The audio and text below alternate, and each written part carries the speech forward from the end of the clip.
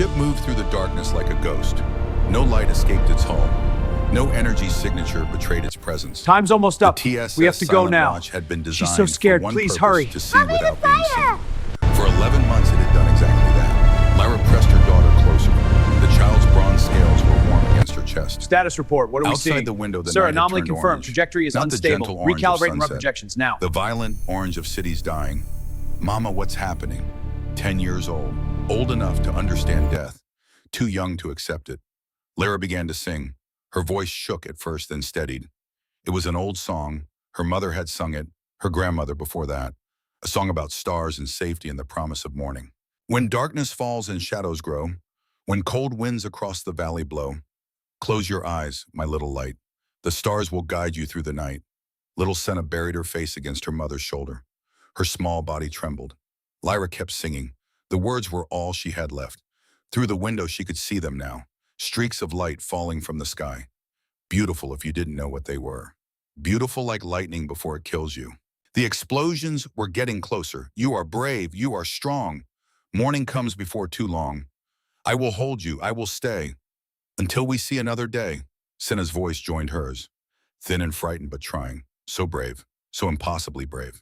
The walls shook. Somewhere in the distance, something massive collapsed. Lyra didn't look. She focused on her daughter's face. On the warmth of her.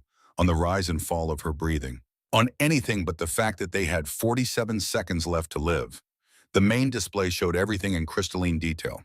The city, the house, the mother and child singing while fire rained from heaven. The kinetic strike that would erase them both. 47 seconds. His hand tightened on the armrest. The metal groaned under his grip. Commander, Lieutenant Marcus Reeves' voice was carefully neutral.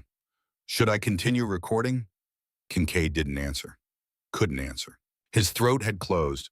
On a secondary screen, a message waited. His son's face frozen mid-smile. 12 years old, gap-toothed grin from losing a molar last month. The words beneath read, Dad, when are you coming home? I miss you. Elias. He'd recorded it 3 days ago. Kincaid had watched it 23 times. He still hadn't sent a reply. 42 seconds.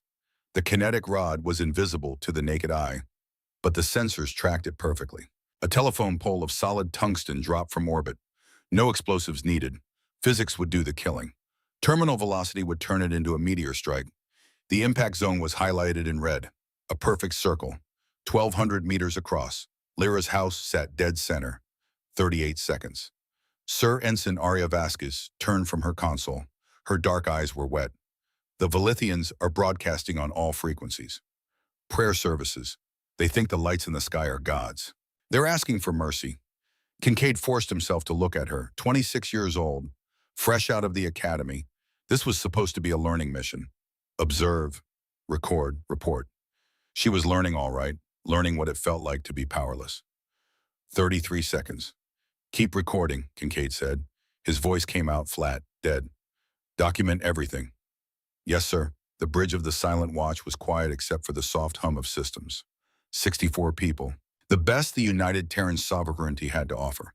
Veterans, experts, professionals, and not one of them could do a damn thing to help. 28 seconds. Dr. Henrik Stromberg appeared at Kincaid's shoulder. The ship's chief medical officer was 52, with gray hair and steady hands.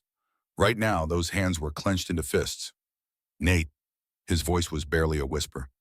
My boys are on the Constellation. If we break cloak, if we act, the whole fleet will be exposed. I know, but that's someone's daughter down there. I know. Stromberg looked at the screen, at Senna's face, at her mother trying to be brave. I have grandchildren, he said. 22 seconds. Kincaid closed his eyes. In his mind, he saw Elias, saw the gap-toothed smile, heard the voice asking when Daddy would come home. He opened his eyes. 18 seconds. Continue observing, he said. The words tasted like ash. Lyra felt the vibration in the walls, felt it in her bones. The kinetic strike was close now. So close. Senna had stopped singing. She was looking up at her mother with those wide, trusting eyes. The eyes of a child who believed her parent could fix anything. Mama, are we going to be okay? 10 seconds. Lyra pulled her daughter close, pressed her lips to the top of her head. Bronze scales smooth and warm. Yes, my star, everything will be okay. It was the first lie she'd ever told her daughter. It would be the last. 6 seconds. She started singing again. Close your eyes, my little light. Then black. Kincaid's jaw clenched so tight his teeth ached. Around him, the bridge was silent. The kind of silence that follows violence. The kind that lives in the space where people used to be. Status, he said. Reeves worked his console. His fingers moved mechanically. Professional. Detached. The only way to get through it. Impact confirmed. Talva City Residential Sector 7. Estimated casualties. His voice caught, cleared, continued. 4.2 million. 4,200,000 people. Gone. In 8 seconds. Commander, Vasquez's voice was thick. The Concorde fleet is adjusting targeting. They're moving to the next population center. How many more cities on the list? 17, sir. Total population approximately 80 million. 80 million. All of them singing prayers to gods that didn't exist. Asking for mercy from monsters that didn't care. Kincaid looked at his son's message again, the frozen smile. The missing tooth. When are you coming home, sir, pilot? Jackson Kane waited at the helm, 29 years old, capable, loyal. Orders? Kincaid took a breath, let it out slowly. Continue observing. Maintain stealth protocol. Send encrypted bursts to Earth. Priority Alpha. Tell them what's happening here. Yes, sir. The bridge returned to its quiet efficiency. Consoles hummed, data streamed. The machinery of observation continued its work. On the main display, the conquered fleet hung in orbit. 47 warships, each one a cathedral of violence. Beautiful in their terrible way, elegant instruments of genocide. And humanity watched, hidden, safe, silent. Kincaid stared at the burning planet and felt something break inside him. Not yet, though. Not yet. The TSS Silent Watch slipped out of faster-than-light travel at the edge of the Velith system. No flash of arrival, no energy spike. One moment empty space. The next, the ship was simply there, like a thought appearing in the dark. Stealth systems nominal, Kane reported. We are invisible. Good. Kincaid stood from his command chair. Stretched. 11 months ahead of them. 11 months of watching. Take us to observation position. Keep us dark. Yes, sir. The ship moved deeper into the system. Slow. Patient. A predator that had all the time in the world. This was humanity's gift. Not speed, not strength. Patience. 200 years of patience. Kincaid walked to the observation deck. The windows here were real knot displays, reinforced crystal that could withstand micrometeorite impacts. Through them, the stars looked cold and distant. Somewhere out there was Earth. Home. 4,000 light years away. Too far to matter. Not too far to remember. His personal tablet chirped. Incoming message, personal encryption. He knew who it was before he opened it. Elias's face filled the screen. 12 years old. All energy and enthusiasm. The camera was shaking because he couldn't hold it still. Hi, Dad. Guess what? I lost another tooth, the big one this time. See? He opened his mouth wide, showing the gap. Grandma says I look like a jack-o'-lantern, but I think it makes me look tough. What do you think? The boy paused. The camera steadied. His voice got quieter. I miss you, Dad. Grandma says you're doing important work, keeping people safe. I'm proud of you, but when are you coming home? It's been so long. Another pause. Then the gap-toothed smile returned. Love you, Dad. Come home soon, okay? Bye. The message ended. Kincaid played it again, and again, 5 times before he forced himself to set the tablet down. 11 months of observing, then home, then 6 months with Elias. Then another assignment, another stretch of darkness and distance. This was the life he'd chosen. 25 years in the United Terran Sovereignty Fleet. 25 years of service, of sacrifice. Sarah would have understood. His wife. Gone 5 years now. Training accident. A faulty airlock. 30 seconds of decompression. He'd been in another system when it happened. Received the message 3 weeks late because of the communication lag. By the time he got home, she'd already been cremated. Already scattered in the ocean she'd loved. He never got to say goodbye. Elias had been 7 years old. Too young to fully understand why Mommy wasn't coming back. Old enough to know something was broken forever. Kincaid's parents took him in, raised him while Kincaid flew missions. They never complained, never asked him to choose between duty and family. But he saw it in their eyes sometimes. The question they never asked, when will you choose us? Soon, he told himself. Soon. After this mission, after the next, after they were ready, after humanity was safe. He pulled up the mission briefing, read it for the 100th time. Classified, eyes-only mission designation, observer, 847, objective monitor, Galactic Concord activities in Velis system, duration 11 months. Rules of engagement, observe only, do not interfere, do not reveal human presence. Underneath in smaller text, this is integration action candidate number 848. Previous 847 actions resulted in species integration or extinction. Human intervention strictly prohibited. 847. Kincaid had watched the files, all of them. Every species that had been given the Concord's choice submit or die. Some submitted, became slaves in all but name. Their cultures erased, their identities stripped away, their children raised to serve masters they would never equal. Others refused, fought back, died. The files were clinical, precise. Date, location, casualty count. Each one a tombstone for a civilization. File number 291 still gave him nightmares. The Karash. 400 million dead over 16 days. He'd been on Observer Post Theta then. A different ship, a younger man. He'd written that report, documented every mass grave, every burning city, every moment of the systematic extermination. When he returned to Earth, they promoted him, gave him a medal, told him his work was vital, that the data he collected would help humanity prepare, help them stay hidden, stay safe. They never asked if he was okay.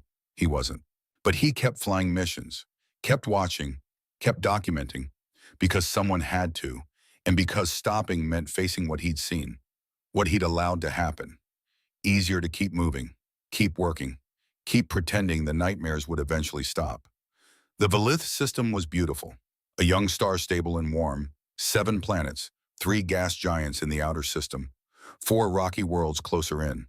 Velith 3 sat in the habitable zone. Oceans, continents, weather systems, tectonic activity, all the markers of a living world. Population estimate 2 billion, Vasquez reported during morning briefing. She'd been studying the Velithian broadcast for weeks, learning their language, understanding their culture. They're primarily agricultural, small cities, extended family structures, very communal. Technology level, Kincaid asked. Radio achieved approximately 40 standard years ago. They're still developing television, no satellites, no space program. They don't even have a concept of spaceflight yet. So they have no idea we're here. None whatsoever, sir. Reeves pulled up an image. A Velithian family, bronze-scaled skin, tall, graceful. The parents stood with 3 children, all of them smiling at the camera, a primitive device but functional. They're people, Stromberg said quietly, not so different from us. Different enough, Reeves said. His voice was harder than usual. They're not human, that's what matters. Marcus, I'm just stating doctrine, Doc. We observe. We don't interfere, especially not for aliens. Kincaid let them argue. He'd heard it before. Every observation mission, the same debate. Where was the line? When did observation become complicity? The official answer, never interfere. Humanity's survival depended on remaining hidden. Every Concord integration action they witnessed was data, intelligence, knowledge they'd need when the hiding ended. Someday. That word again. Broadcasts, Kincaid asked. Vasquez shook. Broadcasts, Kincaid asked. Vasquez shook her head. Normal daily life, weather reports, music, something that might be news. They seem happy, sir. Content. Good. Kincaid closed the file. Keep monitoring. Report any changes. The briefing ended. The crew dispersed. 11 months suddenly felt like a lifetime. Sir, we have incoming. Kincaid was in his quarters when the call came. He was on the bridge in 40 seconds. Report. Kane highlighted the sensors. Multiple contacts dropping out of FTL. Count now at 30, 40, 47 vessels confirmed. Classification, Reeves worked his console rapidly. Concord military signatures. Dominion-class capital ships. Matching database profile for, oh, hell. Say it. Compliance fleet configuration, sir. This is an integration action. The bridge went quiet. 47 warships, all of them instruments of genocide. All of them here for one purpose, to give the Velithians a choice they couldn't refuse. Time to Earth, Kincaid asked. 3 weeks at fastest courier speed, Reeves said. By the time they get the message and respond, this will be over. Options. We watch, we record, we report. That's not an option. That's the mission. It's the only mission, sir. Those are the rules. Kincaid looked at the display. At the conquered fleet forming up, at the peaceful planet below, unaware of what was coming. How long do you think they have? Based on previous integration actions, Concord will broadcast terms. Give them 24 to 48 hours to respond. If the response is favorable, integration begins. Us. If not, Reeves didn't finish. He didn't have to. Broadcast intercept ready, Vasquez reported. The Concorde flagship is powering up communications. Put it through. The voice that filled the bridge was cold, mechanical, emotionless. Attention inhabitants of the third planet. You have been selected for integration into the Galactic Concord. This is an honor beyond your comprehension. Your primitive species will be elevated to serve a greater purpose. Kincaid's hands clenched. Representatives of the Concord will contact you within one planetary rotation. You will present yourselves for processing. You will comply with all instructions. Resistance will result in corrective measures. This message will repeat. Silence. Then Stromberg. They don't even know what those words mean. Integration, processing, corrective measures. They just heard aliens for the first time and have no context for any of this. They're about to learn, Reeves said. On the displays, Velithian communications networks lit up. Panic, confusion, wonder, terror, all of it pouring across their primitive radio waves. Vasquez was crying silently at her station. She didn't try to hide it. Log everything, Kincaid ordered. Every transmission, every movement, every word. This is why we're here. To watch people die, to learn from their deaths, to make sure humanity never joined them. The deadline passed. The Velithians had tried to respond, sent delegations, broadcast messages of peace, offered cooperation. The Concorde ignored all of it. 24 hours after the deadline, the first kinetic strikes fell. Kincaid forced himself to watch, made himself see every detail. Every burning city, every mass casualty event. This was his job. This was his duty. This was driving him slowly insane. 12 cities in the first 6 hours. 34 million dead. The Concord was methodical, precise. They weren't trying to kill everyone. Just enough. Enough to make the survivors understand. Enough to break their will.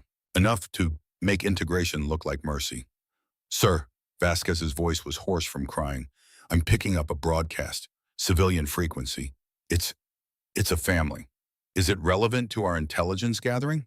I don't know, sir. Maybe. It's being transmitted across multiple channels. Other Velithians are rebroadcasting it. Kincaid almost said no, almost told her to focus on military frequencies, strategic data. But something in her voice stopped him. Put it through. The audio feed crackled, then cleared. A mother's voice, singing. When darkness falls and shadows grow, Kincaid froze. On the visual feed, he could see them. A small house, a mother holding a daughter, maybe 10 years old. Both of them bronze-scaled and beautiful and doomed. Through the window, the sky was burning. Close your eyes, my little light. Sir, Vasquez was looking at him. Should I keep it on? The mother's voice was shaking but steady. The child joined in. Thin and frightened, but trying. So brave. So impossibly brave. Kincaid pulled up the tactical display. The next wave of kinetic strikes. Impact zones highlighted in red. One of them covered that house. Time to impact. 47 seconds, sir. 47 seconds. He looked at his tablet, at Elias's frozen smile. When are you coming home? Sir, it was Reeves, voice carefully neutral. The 23rd Patrol Group has been shadowing us for the past 3 weeks. Command positioned them here in case we need backup. Kincaid turned. In case we need backup for what? We're an observation ship. In case we decide to act. The bridge went dead quiet. Are you suggesting we break every protocol we have, expose humanity to the conquered, start a war we might not win? I'm suggesting that command knew this might happen. That's why they put a combat group 3 hours away. That's why they gave you command of this mission, sir. Because if anyone would make the hard choice. Reeves stopped. Because you've been here before. File number 291. The Karash. 400 million dead while Kincaid watched and did nothing. They'd promoted him for that, given him medals, made him a commander. Because he could make the hard choice. Because he could follow orders while people burned. 38 seconds. What about my boys? Stromberg asked quietly. They're on the Constellation. If we blow our cover, the whole fleet is exposed. Every hidden colony, every secret shipyard, everything. I know, but that's someone's daughter down there. I know. 28 seconds. The song continued, the mother and child singing in the dark, pretending everything would be okay, lying to each other because the truth was too terrible. Kincaid thought about Sarah, about the 30 seconds of decompression that had killed her, about how she'd known in those seconds that she was going to die. Had she been afraid? Had she been brave? Had she thought about Elias? 18 seconds. Continue observing, Kincaid said. Vasquez made a sound, not quite a saw, not quite a scream. That's an order, Ensign. Yes, sir. The song got quieter. The child was asking her mother if they'd be okay. The mother lied, said yes, said everything would be fine. 10 seconds. Kincaid closed his eyes, saw Elias's face, saw the gap-toothed smile, saw 400 million Karash burning in his nightmares. 6 seconds. He opened his eyes. Maintain position. Document everything. The screen went white, then black. 4.2 million people. Gone. And Commander Nathaniel Kincaid had followed his orders perfectly, just like always, just like the good soldier he was. The bridge was silent except for Vasquez crying. Nobody told her to stop. 4.2 million people. The number sat on the screen like an accusation. Cold, clinical, final. Kincaid stared at it. His reflection stared back from the darkened display. Hollow eyes, gray-streaked hair, the face of a man who had just watched a city again. 17 more cities on the targeting list, Reeves said. His voice had gone flat. Professional detachment, the only way through. Next strike in 42 minutes. 80 million more people, all of them waiting, praying, singing to children who trusted them to keep them safe. All of them about to learn that trust meant nothing. Sir, Vasquez turned from her console. Her face was wet. She'd stopped trying to hide it. The Velithians are broadcasting on all frequencies. Every temple, every home. They think these are gods testing their faith. On the audio feed, the prayers continued. Thousands of voices, begging for mercy from monsters who didn't understand the word. Kincaid's hands were shaking. He pressed them flat against the armrests. The metal was cold, solid, real. Unlike the people on the screen. Unlike the 4 million who'd just become numbers in a report. Commander, it was Kane at the helm. Young, loyal, waiting for orders. What orders could he give? Continue watching, keep recording, document the genocide with perfect clarity so Earth could study it later, learn from their deaths. Prepare for humanity's survival. Stay hidden, stay safe, stay silent. That was the doctrine. 200 years of doctrine. 200 years of watching others burn so humanity wouldn't. Sir Kane again, patient, trusting. Kincaid looked at his tablet, Elias's frozen smile. When are you coming home? Dad, soon, he had said. 1 more month, then 6 months together, then another mission, another stretch of darkness, another city dying while he watched. How many more? How many more times could he choose safety over action, survival over conscience? How many more nightmares could he carry? Sarah's face appeared in his mind, not the memorial photo, the real Sarah, laughing, alive. The woman who'd married a soldier but loved a man who tried to do right. What would you do? He asked her ghost. She didn't answer. The dead never did. But he knew, deep down in the part of him that hadn't died with her, he knew. Sarah would have acted. 38 minutes to next strike, Reeves reported. 38 minutes, 2,280 seconds, each one a chance to choose. Kincaid took a breath, let it out slowly. Crew assembly, everyone to the bridge. Now. Reeves looked up sharply. Sir, you heard me? Everyone. Engineering, medical, support. I want every person on this ship present. It took 6 minutes. 64 people crowding into a space designed for 30. Standing, waiting, wondering. Kincaid stood, faced them. You all know what's happening down there. You've all seen the casualty counts. 4.2 million dead. 80 million more about to join them. He paused. Let that sink in. We have a choice to make, all of us, together. Sir, Reeves started, the doctrine. The doctrine says we observe, never interfere, never reveal ourselves, stay hidden, stay safe. Kincaid's voice was steady, calm. I've followed that doctrine for 25 years. Watched species burn, wrote reports about their deaths, learned from their suffering so humanity could survive. He looked at each of them, and it's made me a coward. Silence. Not anymore. Not today. Today I'm asking you to choose, not as subordinates, as equals, as human beings. He gestured at the screen, at the burning planet. If we act, we expose humanity. The Concord will come for us, for Earth, for every hidden colony. Our families will face war. Our children will inherit a fight we started. Kincaid's voice dropped. But if we don't act, we watch 80 million people die. People we could save. And we'll have to live with that. Every one of us, for the rest of our lives. He thought of file number 291 of the Karesh, of 16 days of documented genocide. I can tell you what that's like. The nightmares, the guilt, the knowledge that you chose safety over doing what's right. It never goes away. It never gets easier. Vasquez spoke, her voice small but steady. What are you asking us to vote on, sir? Whether we break cloak, whether we intervene, whether we say enough. He paused. Whether we become the people we tell ourselves we are, or keep pretending while others burn.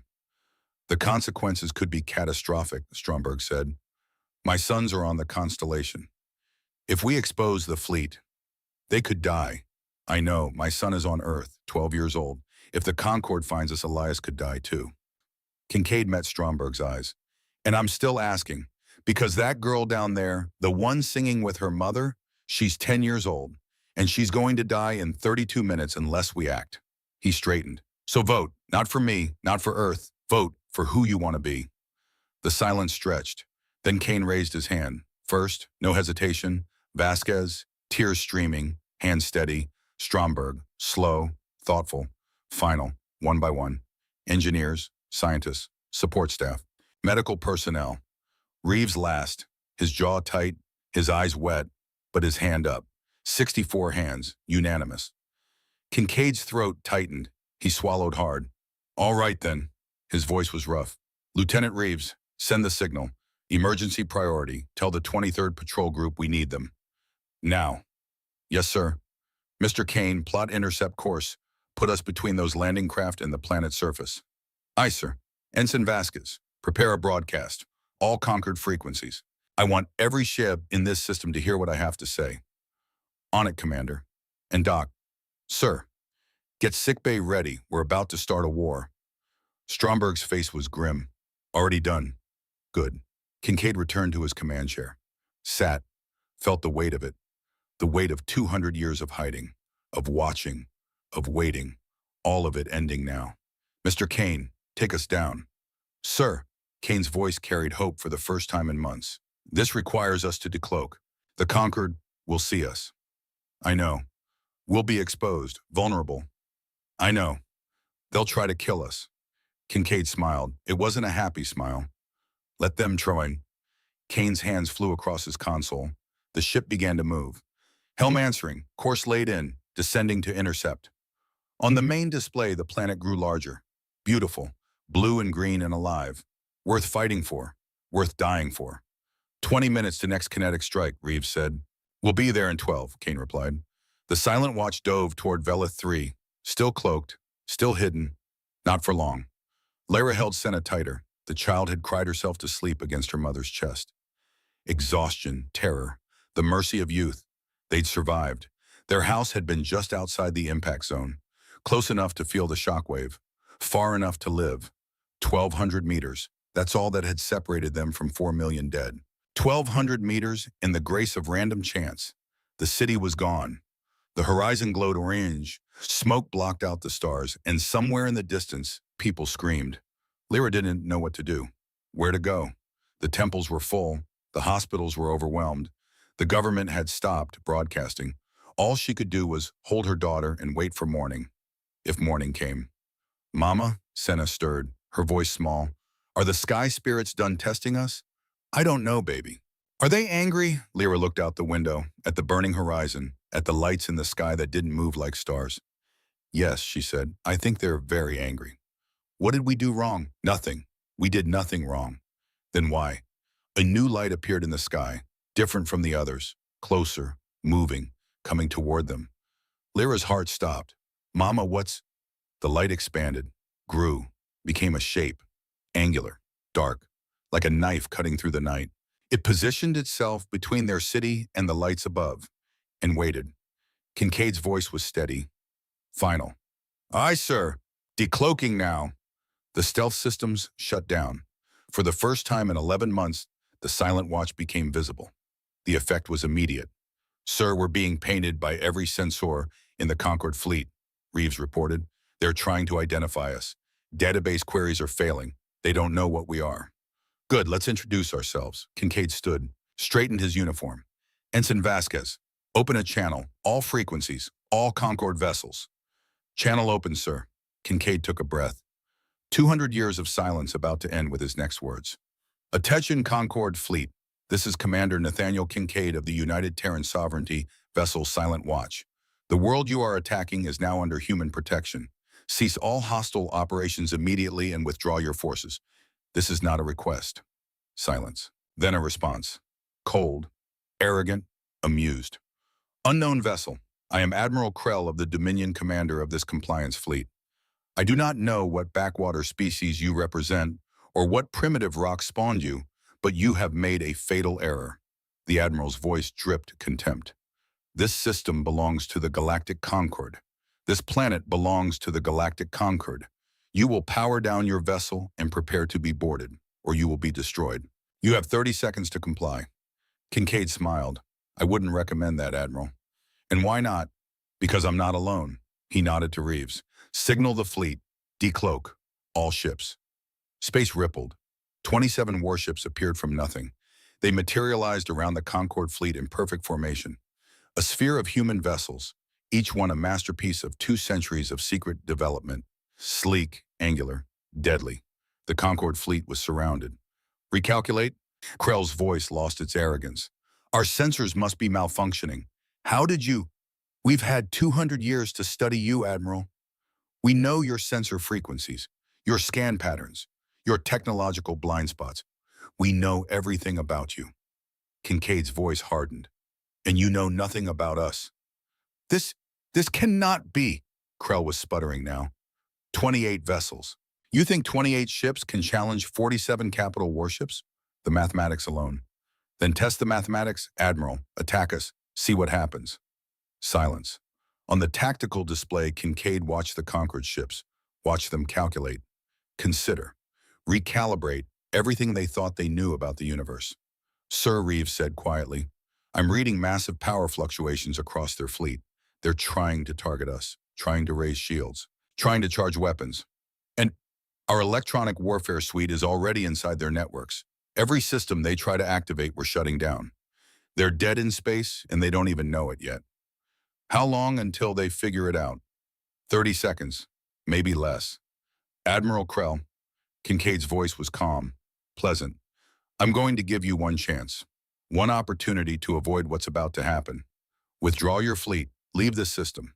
Report to your high speakers that humanity exists and will not tolerate genocide. Do this and your ships survive. Your crews survive. You survive. You dare threaten the Dominion. You dare." "I'm not threatening, I'm informing. You have 15 seconds to begin your withdrawal. Never all ships open fire, destroy these primitives, show them the power of the Concorde." "Your choice," Kincaid said softly. He cut the channel, looked at his crew. "They're going to attack us. When they do, we defend ourselves. But understand this, we are here to stop genocide, not commit it. Disable their weapons, their engines, their shields. Minimize casualties where possible. These are soldiers following orders." "Sir," Vasquez's voice was uncertain, "they're trying to kill millions of people. And we're going to stop them. But we're not going to become them. We fight with precision, with restraint, with the knowledge that every life has value, even theirs. Clear?" "Yes, sir." "Good. All ships, weapons free. Engage." The Concorde fleet opened fire first. Plasma bolts, kinetic rounds, energy beams, everything they had. The human ships didn't dodge. They didn't need to. Every shot missed. Targeting systems failed. Navigation computers glitched. Weapons fired at empty space or locked onto their own ships. 200 years of studying Concorde technology. 200 years of finding every flaw, every weakness, every vulnerability. 200 years of preparation. "Return fire," Kincaid ordered. "Precision strikes only." The human fleet responded. Their weapons were different. Quantum disruption warheads that phased through conventional shields. Particle beams that ignored armor plating. Technology the Concorde had never imagined because they'd stopped innovating millennia ago. Stopped asking, what if? Stop dreaming of better ways. That was their fatal weakness. Not military might, not numbers. Stagnation. And humanity's greatest strength wasn't technology. It was the refusal to accept that anything was impossible. Concorde ships began dying. 5 vessels in the first 30 seconds. Weapons arrays vaporized. Engines crippled. Drifting helpless. 10 more in the next minute. 15 total. Then the silent watch shuddered. Impact, Kane called. Port side engineering section. Hull breach. Damage report. A pause. Too long. Engineering compartment 7. Decompression in progress. Emergency bulkheads. Bulkheads sealed. Kincaid's heart sank. Casualties. The pause was even longer. Engineering Chief Thomas Grant and 6 crew members. Trapped in the compartment when the breach occurred. They didn't make it to the safe zones in time. No. Grant, this is Kincaid. Tom, can you hear me? Static. Then, I'm here, sir. Grant's voice was eerily calm, the calm of a man who'd already accepted his fate. Main compartment vented. I sealed myself in auxiliary control. Hulls compromised. Oxygen's degrading fast. We're going to get you out. No, sir, you're not. A bitter laugh. Structural damage is catastrophic. The bulkhead's barely holding. If you breach it to extract us, you'll lose half the ship. Tom. It's okay, Commander. Really. His breathing was getting faster, shallower. The others went quick. Decompression. They didn't suffer. Just me left, and I've got maybe 90 seconds of air. 90 seconds. Not enough time. Not nearly enough. We voted for this, sir. All of us. Knew the risks. Grant's voice was fading. Just tell my husband I love him. Tell Daniel I was thinking of him at the end. Tell him yourself. That's an order. A weak laugh. Can't follow that one, sir. But did we save them, the people down there? Kincaid looked at the planet, at the city that still stood, at the millions of lives still breathing. Yes, Tom, we saved them. Good. Then it was worth it. Worth every... The transmission cut to static. Gone. 7 people. 7 members of his crew. People who'd voted to act, who'd trusted him, believed in him. Dead. Thomas Grant, 34, husband to Daniel. Jennifer Cross, 28, engaged to Marcus Reeves' sister. David Park, 31, parents on Mars colony. Elena Santos, 42, 3 children on Earth. Robert Kim, 26, twin brother in the merchant fleet. Alice Johnson, 38, wife and young son. Thomas Red, 51, widower, photography enthusiast. 7 names, 7 faces, 7 votes for action. Kincaid's hands gripped the armrests, white-knuckled, shaking. Sir? Reeves's voice was gentle. His sister's fiancé was dead, but his professionalism held. Barely. The Concorde fleet is in full retreat. 11 minutes total engagement time. 23 enemy vessels destroyed. 24 disabled. The rest are withdrawing to FTL. 11 minutes, 7 dead, millions saved. Was that the trade? Get me Admiral Krell. A pause. Then the Dominion's face appeared on screen. No longer arrogant. Shocked. Afraid. How did you... Withdraw your fleet, Admiral. Now, or the next shots won't be aimed at your engines. This is not overhuman. When the Concorde learns what happened here, let them learn, let them know that humanity exists, that we've been watching, preparing, waiting, and that the age of compliance is over. Kincaid leaned forward, his voice ice. Tell them one more thing, Admiral.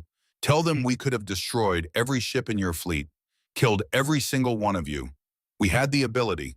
We had the justification. He paused. But we chose not to. Remember that. When your high speakers scream for vengeance, remember that we showed you more mercy than you ever showed anyone else. Remember that strength isn't the willingness to destroy. It's the ability to protect. Why? Krell's voice was small, lost. Why spare us? Because that's who we are. That's who we choose to be, Mel.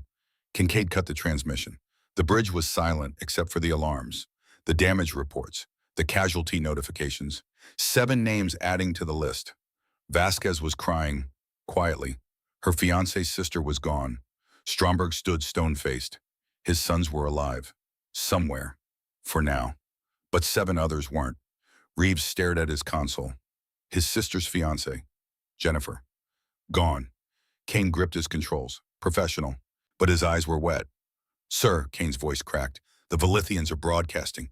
Thousands of transmissions. They're thanking us. Put one through. A voice filled the bridge. Female, shaking with emotion, familiar. Thank you. Whoever you are, whatever you are, you saved us. You stopped the fire. You gave us tomorrow. Thank you. It was Lyra, the mother who'd sung to her daughter, who'd held Senna and lied that everything would be okay. And because of Kincaid's choice, because of 7 votes that became 7 deaths, it was okay. 4 million weren't saved, but 2 billion were. 7 of his crew were dead, but 57 were alive. Was that acceptable? Kincaid didn't know. He'd spend years trying to answer that question. Get me Earth, he said. Priority channel, Admiral Chen. The transmission took 20 minutes. When Chen's face appeared, he looked older, grayer, harder. Commander Kincaid, I've been watching the tactical feeds. I've read the casualty list. 7 crew members, 7 good people. Yes, sir. You violated every protocol, exposed humanity to the conquered, potentially started a war we may not survive. Yes, sir. And you saved 2 billion lives. Kincaid said nothing. Chen stared at him through 4,000 light years of distance. Was it worth it, Commander 7 of ours, for 2 billion of theirs? I don't know, sir. Ask me in 50 years. If we're still here. Honest answer, Chen sighed, rubbed his face. The council is in emergency session. Half want to court-martial you, half want to promote you. And you, sir, I think you made the choice I was too afraid to make 15 years ago when we almost lost that colony ship. Chen leaned closer. You did the hard thing, the right thing, and now we all have to live with the consequences. He straightened. Fleet-wide mobilization order is going out. Every observation post is being recalled. Every hidden colony is going active. Every secret shipyard is ramping to full production. If the Conquered is coming for us, we'll be ready. Sir, I'm not qualified to... Shijin, you're the most qualified person alive. You've been preparing your whole career, and you've proven you can make the impossible calls. Chen's voice softened slightly. Protect the Velithians. Help them rebuild. They're humanity's first official allies. Proof that we're not monsters. And when the Concord comes back, then we show them what 200 years of preparation looks like. The transmission ended. Kincaid sat in the sudden quiet. Around him, damage control teams worked. Medical personnel transported the wounded. Engineering crews shored up the breach. Life continued for 57 of them. He pulled up the casualty list. 7 names, 7 lives, 7 families that would receive notifications. Commander's responsibility. Commander's burden. He would write the letters himself, tell them their loved ones died heroes, died saving millions, would try to make it mean something, would try to believe it himself. Sir, Stromberg approached, grief etched on his face. Sick bay is secure, the wounded are stable, and I received word from the Constellation. My boys are, they're asking what happened, if we're at war. What did you tell them? That their old man finally stood up when it mattered, even though it was terrifying. Between Stromberg's hand found Kincaid's shoulder. Grant made his choice. They all did, and they'd make it again. You know that. Did he? Kincaid looked at the planet, at Velith 3, at the cities still standing, the people still breathing, at Lyra and Senna somewhere down there alive, because 7 people voted to act. I hope you're right, Doc. I am. Stromberg's voice was firm. And sir, thank you for being brave enough to let us choose. For trusting us with the weight. He walked away. Kincaid sat alone in his command chair. Weight of 7 dead, weight of 2 billion saved, weight of a war that was coming, weight of finally choosing action over observation. On his tablet, Elias's message played again. When are you coming home? Dad soon, Kincaid thought. Soon. But first, 7 letters to write, 7 families to face, 7 promises to keep. The promise that their deaths mattered, that their sacrifice saved not just Velithians, but humanity's soul. The promise that when the Concord came for Earth, they'd find humans ready. Not hiding, not watching, ready. The war lasted 3 years. 3 years of running battles across 100 systems. 3 years of humanity stepping from shadows into fire. 3 years of proving that Watchers could fight, and proving that fighting came with cash measured in millions. Fleet Admiral Nathaniel Kincaid, promoted twice in the first year, stood in Earth's War Command Center. The walls displayed star charts, fleet positions, casualty tallies that climbed daily. Battle of New Texas is concluded, Admiral Chen reported. His face had aged a decade in 3 years. They all had. 89 ships held against 500 Concord vessels. We won. Casualties. 42 ships lost. Orbital strikes hit civilian sectors before we could establish full coverage. Chen's voice went hollow. 240,000 dead. Families, colonists, people who'd hidden for generations. 240,000. The number joined others. The endless tally Kincaid carried. That woke him screaming. That followed him through every decision. 1,407,243 names so far, and counting. The Concorde, he asked. 317 ships destroyed. They're retreating. But Admiral, they're already rebuilding. They have the numbers. We have the technology. Question is whether we can hold until... Until what?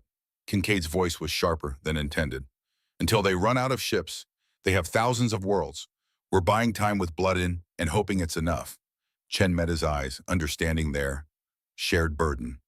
Then we'd better make sure it's enough. Status of the coalition. Ambassador Catherine Sterling stepped forward. 70 years old, silver-haired, sharp as broken glass. She'd come out of retirement for this war. Growing every day. 127 species have joined us, secretly, publicly, militarily. They're providing intelligence, resources. Some are sending fleets. The Velithians, Sterling smiled, first one Kincaid had seen in weeks, fighting alongside us in every major engagement. Their ships are crude compared to ours, but their pilots. She shook her head with admiration. Fearless, absolutely fearless. They remember Velith 3. They remember. The lullaby. The 47 seconds. The choice that started everything. Commander Reeves, Kincaid turned to his intelligence chief, promoted, hardened, still mourning his sister's fiancé 3 years later. What's the latest on Concorde internal stability? Fracturing. Reeves pulled up holographic data. We've confirmed 218 species in various stages of rebellion. The Concorde is hemorrhaging control. Every battle we win inspires 10 more uprisings. And Krell, still imprisoned, still cooperative, still, Reeves hesitated.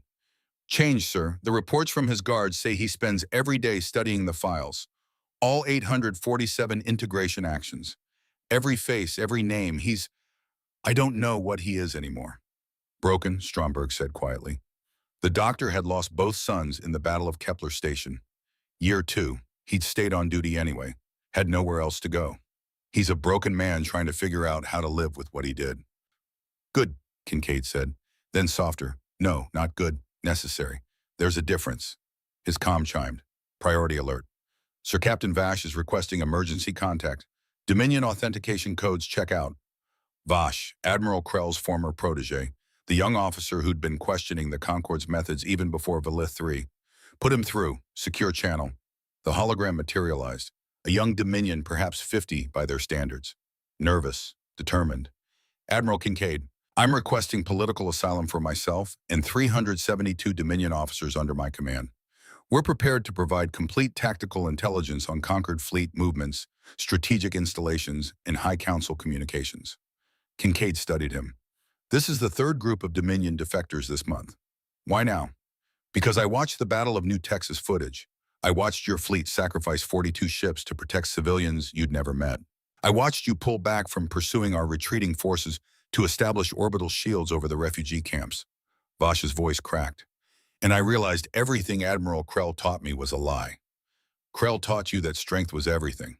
Yes, and you've proven that mercy is stronger, that protecting is harder than destroying, that... Vash stopped, gathered himself.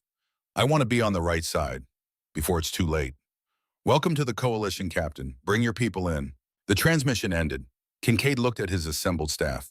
These people who'd fought beside him for 3 years, who'd watched the casualty counts climb, who'd lost friends, family pieces of themselves. It's working, he said, not the war, the idea, the proof that tyranny can be challenged. That's what's breaking them. Then we need to end this, Chen said, before the casualties become unbearable, before we lose so many that winning feels like losing. Agreed. Recommendations. Siege of Axis Prime. Sterling's voice was grim. The Concorde capital. 200 species in the coalition now. We can field 2,000 ships. Enough to blockade the planet. Force surrender. And if they don't surrender, then we prove we meant what we said about restraint. We hold the blockade. We don't bombard. We wait them out. Kincaid looked at the star chart. Axis Prime. the heart of conquered power. 10,000 species represented there. Quadrillions of beings who'd known nothing but conquered rule for millennia. One planet, one choice. End the war or become what they'd fought against. Prepare the fleet. We move in 1 week. 2,000 warships from 200 species surrounded the conquered homeworld. The largest fleet ever assembled. A constellation of rebellion. On the planet below, 800 conquered vessels formed defensive positions. Outnumbered, outmatched, but fighting for their home. Kincaid stood on the bridge of the UTS Defiant, his flagship, Reeves beside him, Stromberg in medical, Vasquez commanding a battle group, Kane piloting a fighter squadron. The crew of the Silent Watch scattered across the fleet, those who'd survived. Admiral, Reeves indicated the tactical display, we have weapons lock on all Concorde vessels. Electronic warfare suite is online. We could disable their entire defensive grid in under 30 seconds. And then we have 7 minutes before they could re-establish any meaningful resistance. Admiral, we could end this. One orbital bombardment, the High Council chambers, the military command centers, precision strikes, minimal civilian casualties. Define minimal. Reeves hesitated. Estimated 50 to 80 million, mostly in government districts. High density, 50 million, minimal. Kincaid looked at the planet, blue and green and beautiful, home to 10 billion Dominion, most of them civilians, most of them innocent of anything except being born into the wrong civilization.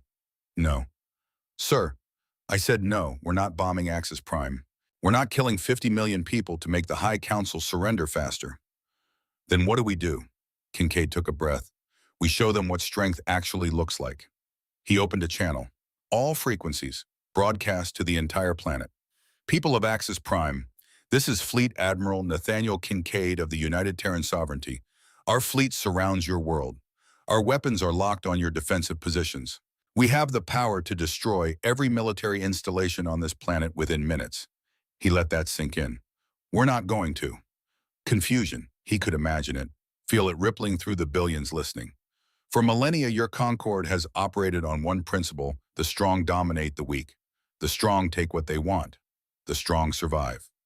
Kincaid's voice hardened. You're wrong. Strength isn't the ability to destroy. It's the ability to protect. Power isn't the right to dominate. It's the responsibility to serve. Civilization isn't built on fear. It's built on hope. He gestured though they couldn't see him. We could end this war right now. One bombardment, your government obliterated, your resistance broken, your planet conquered. Pause, Bio. But that would make us you, and we didn't fight this war to become what we're fighting against. Kincaid's voice softened. So here's what we're offering instead. Surrender, unconditional.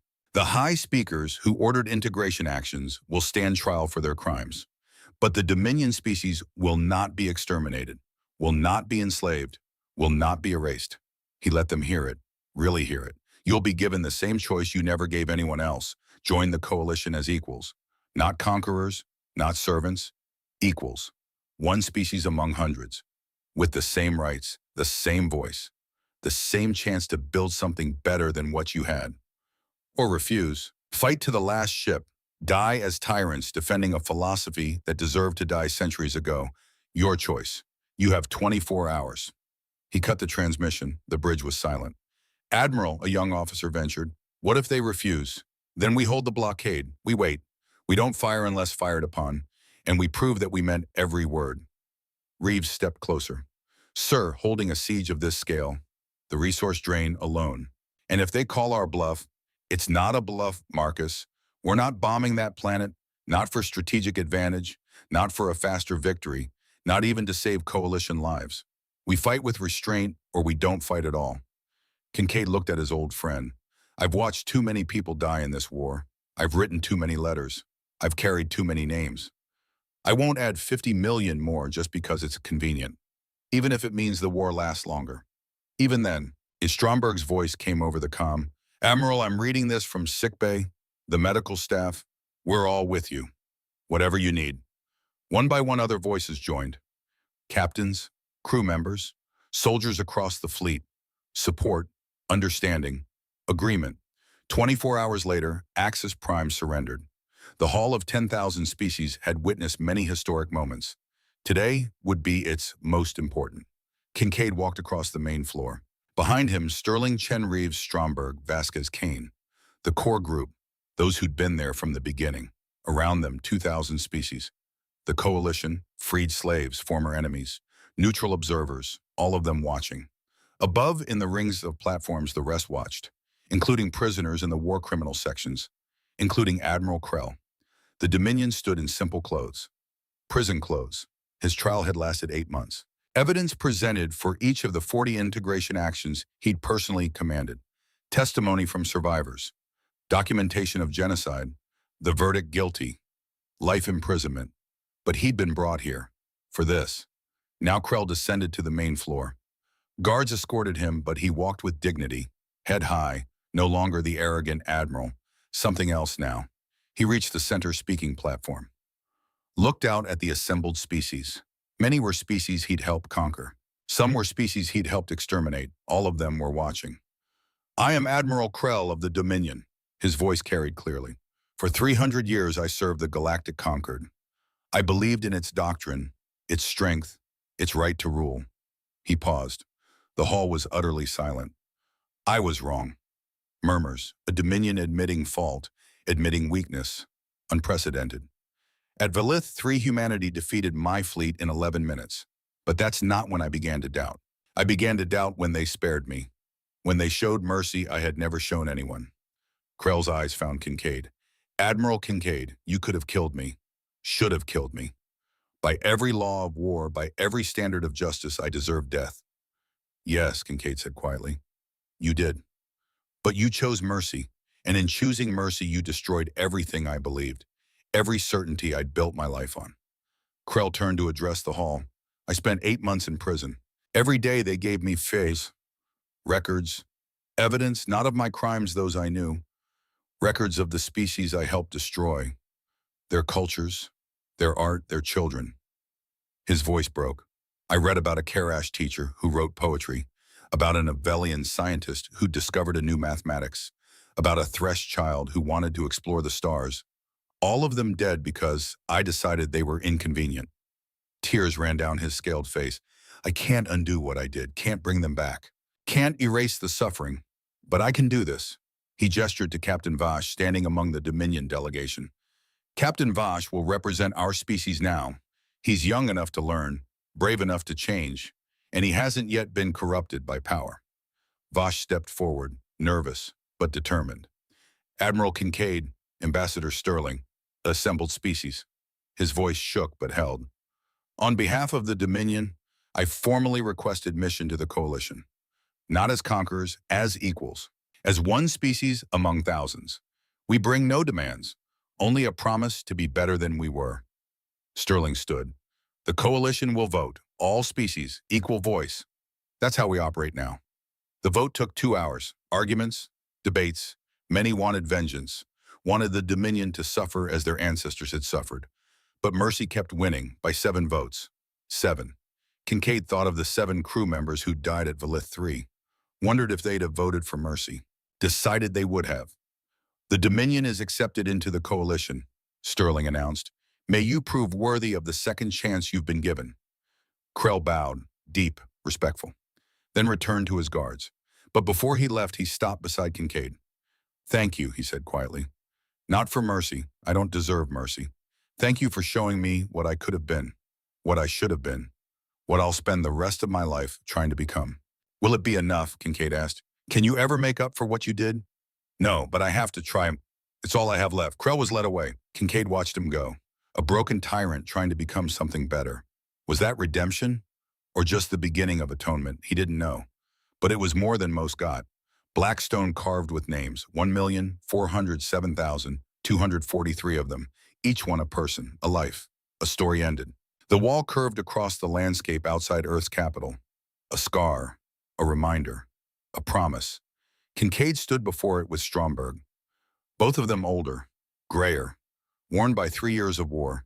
They found the section they sought. The first 7 names, Thomas Grant, engineering chief, died Valith 3. Jennifer Cross, ensign, died Valith 3. David Park, lieutenant, died Valith 3. Elena Santos, lieutenant commander, died Valith 3. Robert Kim, ensign, died Valith 3. Alice Johnson, chief petty officer, Died Valith 3. Thomas Red, warrant officer. Died Valith 3.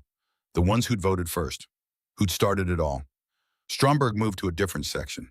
Found other names. Stromberg Eric. Captain. Died Kepler Station. Stromberg James. Lieutenant. Died Kepler Station. His sons. Both of them. His hands traced the letters like reading Braille, learning the shape of loss. They were terrified, he said Eric's last message. He said they were both scared. But they held the line anyway.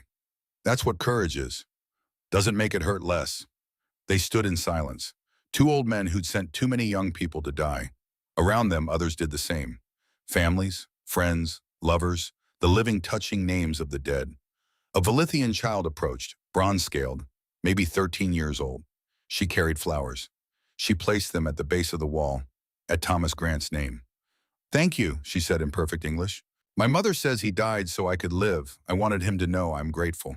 She touched the stone, reverently, then walked away. That, Stromberg said. That's why. 10 years after the war ended, Kincaid returned to civilian life. Retired at 59, let younger officers run the fleets, the exploration missions, the rebuilding. He'd done his part, paid his price, earned his rest. Elias waited at the spaceport, 23 years old now, tall, confident, his mother's eyes, his father's determination.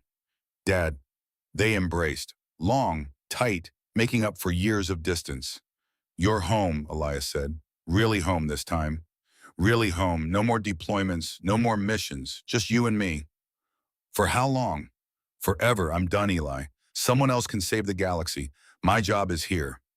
They walked to the transport together, talking, catching up. 10 years compressed into breathless conversation. Elias's academy training, his first posting. The girl he'd been seeing for 2 years. Normal things, beautiful things. Things Kincaid had fought a war to protect. 2 weeks later, the doorbell rang. Kincaid answered. A Valithian woman stood there. Older now, gray in her bronze scales, but unmistakable. Beside her, a young woman, 21 years old, also bronze-scaled, also familiar, very familiar. Commander Kincaid. Lyra's English was unaccented now, perfect. "I am Lyra. This is my daughter, Senna. We have traveled very far to find you." Kincaid's breath stopped. The lullaby, the 47 seconds, the mother and child who'd started everything. "Please," he managed, "come in." They entered. Senna looked around with intelligent eyes, taking in everything, Earth, human architecture, the home of the man who'd saved her. "Senna wanted to thank you," Lyra said. "We both did. Wanted you to know what your choice meant." The young woman stepped forward. She held a rolled canvas. "Admiral Kincaid, I was 10 years old when the fire fell.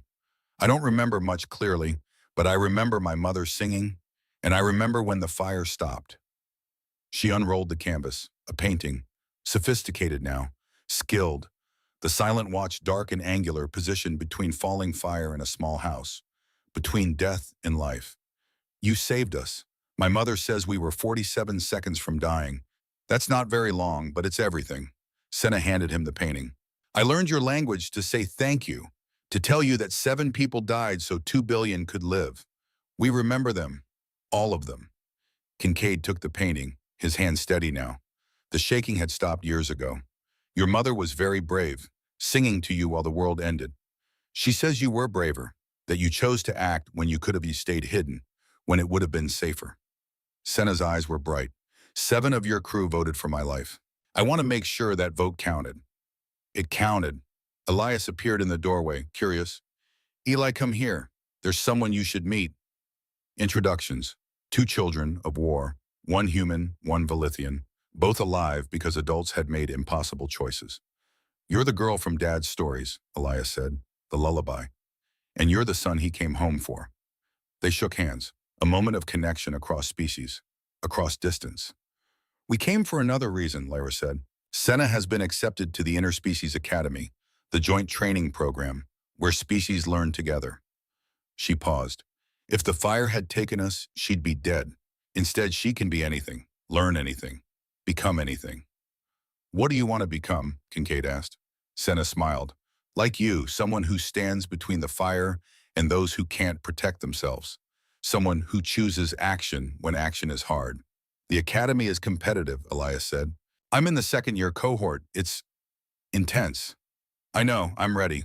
The two young people talked, compared notes, made plans. Kincaid and Lyra watched them. Thank you, Lyra said quietly. Not just for saving us, for showing the galaxy what it could be, what it should be. We're still learning, still making mistakes. But you're trying. That's more than the Concorde ever did. They stayed for dinner, talking, laughing, building bridges between species that hadn't existed 14 years ago. When they left, Senna hugged Kincaid. I'll make you proud, Admiral. I'll make all 7 of them proud. You already have. The Academy graduation ceremony was held 10 years later. 200 students from 70 species, all of them trained together, learned together, proved that cooperation was stronger than division. Kincaid sat in the audience, 69 years old, gray hair, lined face, but proud, so impossibly proud. On stage, graduates received commissions, officers in the Galactic Defense Force, not a Concorde army, not a human fleet, something new, something worth the cost.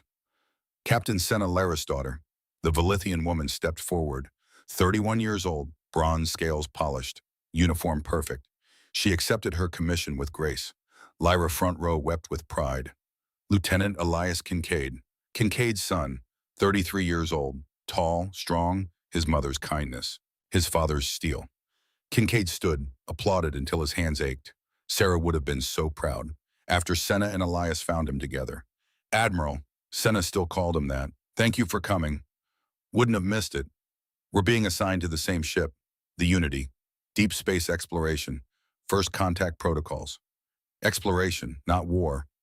That's the idea, Elias said. Find new species, make contact. Do it right, no compliance, no integration, just conversation. Yeah, your mother would love that. I think about her every day, about what she'd say, what she'd want me to do. She'd say she's proud, that you're doing what she always believed humanity could do. Movement at the crowd's edge, an old Dominion in professor's robes. Krell, released after 15 years. Good behavior, genuine remorse. Reformed, now he taught at the academy. History, ethics, the cost of tyranny. Students loved him, the monster who warned them about the path he'd walked. He approached slowly, still uncertain of his welcome. Admiral Kincaid, congratulations on your son's graduation. And Captain Senna, exceptional work in your command simulations. Thank you, Professor. I wanted to say, Krell paused, struggled. I teach them about Velith 3 every semester, about your choice, about what real strength looks like, about the 47 seconds. He looked at Senna. And every time I see you, Captain, I remember the lullaby. The child singing with her mother while I ordered her death. And I'm reminded why I spend every day trying to atone. Senna met his eyes. No fear, no hatred, just understanding. My mother forgave you years ago, Professor. She said holding anger only hurts the one carrying it. I don't deserve forgiveness. Maybe not, but you're trying to earn it anyway. Teaching the next generation, making sure no one repeats your mistakes. That counts. Krell nodded, turned to Kincaid. You taught me that strength is protecting, not destroying. I try to pass that lesson on, to make sure my students understand the price of cruelty. Then you're doing exactly what you should be. The old Dominion walked away, still carrying guilt, still trying to atone. Would he ever be free? Kincaid didn't know. He carried his own weight, 1,400, 7,000 names, 7 from the Silent Watch, Stromberg's sons, Grant and Cross, and all the others. But the weight felt lighter now. Not gone, never gone, but bearable. Dad, Elias was watching him. You okay? Yeah, just thinking about how far we've come, how many people made it possible. He looked at the graduates, at the 70 species represented, at the future they were building, and about how close we came to staying silent, staying hidden, letting fear rule us. But you didn't, Senna said. You chose us, chose tomorrow, chose to pay the price so we wouldn't have to. We chose, Kincaid corrected, 64 crew members, 7 who died, millions who fought, billions who supported. Everyone who refused to accept that tyranny was inevitable. He thought of the 47 seconds, of the lullaby, of the choice that changed everything. They're the real heroes. They're the ones who made this possible. Then we'll honor them, Elias said, by being worthy of what they gave us, by exploring instead of conquering, by protecting instead of dominating. That's all any of us can do. The ceremony ended. Graduates dispersed to their assignments. their lives, their futures, futures that existed because enough people chose action over safety. Right over easy, tomorrow over today. Kincaid walked through the academy grounds with Elias and Senna. 3 generations of choice. 3 lives connected by 47 seconds. Being alive, being free, being part of something larger. And for the first time in 24 years, since Sarah died, since the nightmares started, since the weight became unbearable, Kincaid felt something close to peace. The stars above were the same stars that had watched empires rise and fall, that had seen species flourish and die, that had observed tyranny and freedom, war and peace, silence and action. Now they watched something different. 10,000 species, no longer divided into strong and weak, masters and servants, conquerors and conquered, equals, learning, growing, building, together. And somewhere in the darkness between stars, the watchers who'd spent 200 years hiding finally rested. Their vigil was over. Their choice had been made. Their tomorrow had begun.